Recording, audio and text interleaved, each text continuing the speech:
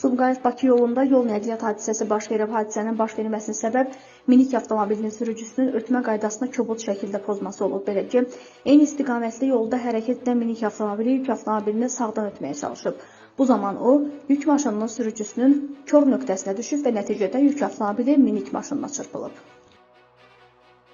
Gecə saatlarında Bakıda ölümlə nəticələnən yol qəzası olub. Hadisə saat 01:40 radələrində Nərimanov rayonu Ziya Bünyadov prospektində qeydə alınıb. Belə ki, 1986-cı il təvəllüdlü Ramin Həsənovun idarə etdiyi Kia Rio markalı avtomobil beton dirəyə çırpılıb. Daha sonra nəqliyyat vasitəsi eyni istiqamətdə hərəkətdə olan Elman Cəbrayevin idarə etdiyi Chevrolet Cruze markalı avtomobillə toqquşub. Nəticədə Ramin Həsənov xəstəxanaya aparılarkən vəfat edib. Bildirilir ki, qəzada həyatını itirən sürücü Bakıda bir neçə restorana sahib olub. Faktla bağlı cinayət işi başlanılıb.